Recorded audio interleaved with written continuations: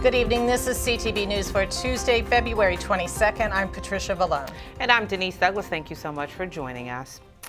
Well, it's been more than a week since a Prince George's man was shot and killed in Greenbelt a day before his 21st birthday, and police continue to search for his killer. Byron Scott speaks with his family. Mine was more than my brother. It was my best friend. It's been more than a week since Henry Chitaco's younger brother Martin was murdered.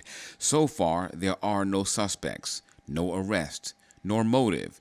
Henry and his younger brother Martin are 2 years apart. We lived in the same room. I've been with him my whole life. So I talked to him every day, undisclosedly. He was the only person I was open to and felt free to talk to. This is where the crime occurred back on Valentine's Day, 6206 Breezewood Drive in Greenbelt. Now, according to the victim's brother, Martin's body was found in the lobby. It was around 8 o'clock at night. And he says the body was found just below those mailboxes where the flowers are right now. And to this day, we still haven't had no significant leads or no light shone on no light on the story yet. So the Chitacos emigrated from the Central African nation of Cameroon in 2005. They hoped to bury Martin in the land of his birth. I started a GoFund account, to help my family in this tragic situation, to raise money for my brother, so we can be able to. It's not easy. Nor is it cheap. He says just shipping the body overseas will cost several $1,000s. The goal is to raise $15,000. We don't have that money sitting anywhere, so that's why the support we've been receiving from everybody and friends and family and, people interested in the story has really been a driving force behind it. And on top of all that are the unknowns weighing heavily upon the family, the who, the why, and when the killer will be brought to justice. We're just grieving because he's lost, but we don't know the reason why he lost his life. So it's really frustrating. Byron Scott, CTV News. You can check out the GoFundMe page at gofundme.com/MartinStrong. President Trump makes good on a campaign promise to crack down on illegal immigration. New policy memos from Homeland Security target a large number of the estimated 11 million undocumented immigrants across the nation. The new orders include sending immigrants who cross the Mexican border illegally back to Mexico, even if they're from other countries. It also includes deporting unaccompanied children who have crossed the border without papers and restarting the Secure Communities program. Legislation before both chambers in the Maryland General Assembly would restrict federal immigration efforts in the state.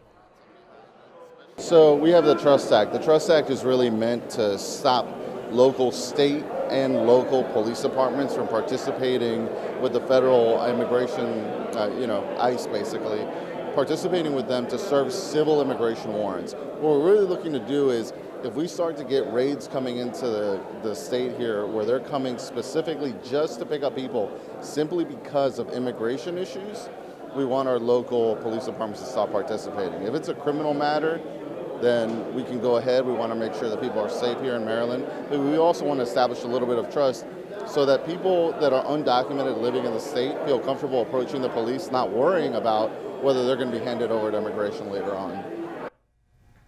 Now, Trump's initiatives do not rescind or alter the Deferred Action for Childhood Arrivals, or DACA program. The Obama-era initiative protects more than 750,000 young immigrants from deportation and allows them to work. Well, ridership losses push Metro to a financial tipping point, according to the Washington Post. The effort to restore the rail system has created a projected $125 million revenue shortfall for the current fiscal year. That's in addition to a $290 million budget gap for the coming fiscal year. While the 3-year Safe Track maintenance plan is meant to improve safety and reliability, service disruptions and chronic breakdowns have caused riders to flee the system. The agency says it will cover the shortfall through job cuts, a hiring freeze, and tapping operating surpluses from prior years. Slightly more than 800 inmates died while in state and federal custody in Maryland between 2001 and 2014, according to U.S. Department of Justice.